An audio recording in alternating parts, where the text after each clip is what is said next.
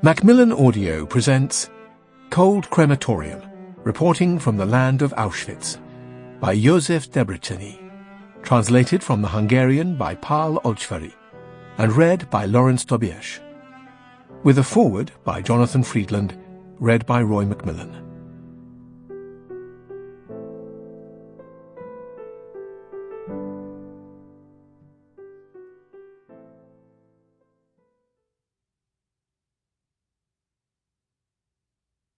Foreword by Jonathan Freedland, read by Roy Macmillan.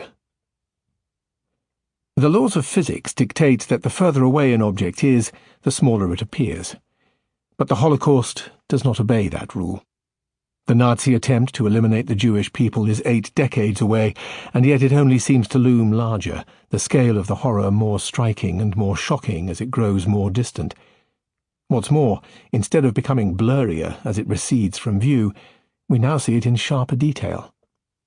That is thanks in no small part to the emergence, or exhumation, of remarkable accounts like this one, by József Debreczeni. In a way, it makes a perverse sense that the Holocaust should defy what we think of as the laws of nature, for those were devised for planet Earth, while the Holocaust seemed to take place in a different realm altogether. One survivor famously spoke of planet Auschwitz, a place where the usual laws of moral gravity did not apply, where evil was good, black was white, and night was day. Debreczeni nods in that same direction towards the close of this book. After liberation, he meets people from the outside world. They are the Martians of the universe beyond the barbed wire. Debreczeni's testimony itself has reached us like a message from a distant planet, his words arriving decades after he set them down. First published in 1950 in the relative freedom of Tito's Yugoslavia, where the Budapest-born Debreczeni lived after the war, they were lost for a while in the static of the Cold War. The author's praise for his Red Army liberators deemed too much for the anti-communist stomachs of the West, while his insistence that it was Jews, rather than the more nebulous category of victims of fascism, who had been singled out for annihilation, proved unpalatable to the Stalinists of the East. In a Yugoslavia non-aligned between the two power blocks, Debreczeni found an audience initially receptive to his story, which was written in Hungarian, one of the country's official minority languages, and produced by a state-owned publisher. But that did not last long.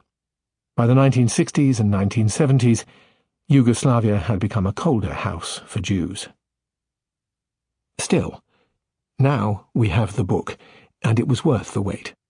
The library of Holocaust testimony is vast and expanding. Nevertheless, Debreczeni delivers something of singular value. It's not only that his are the recollections of a fully conscious adult, when so many accounts are necessarily confined to the memories of a child, but that he writes as a professional, highly skilled observer. He's a good noticer, with a journalist's eye for the telling human detail. Crammed with other Jews from the Bachka region of Serbia into the goods train that will take them to Auschwitz, he sees Mr. Mandel, an old man, a friend of his father's, a carpenter, now deprived of the cigarettes that had been his staple. For 60 years he'd smoked 50 a day. Not a man alive had ever seen Mr. Mandel without a smouldering cigarette. On the train, his right hand sometimes moved mechanically as if holding a cigarette. Between his index and middle fingers, Mr. Mandel raised the imagined cigarette to wilted lips. Like a child pretending to smoke, he even pursed his lips to puff. Good as he is at seeing the trees, Debreczeni never loses sight of the larger forest. He grasps that he is now a witness to the darkest possibilities of human nature, that he is seeing the desperate depths to which people will sink when they are deprived of the essentials for physical survival, none more basic than food.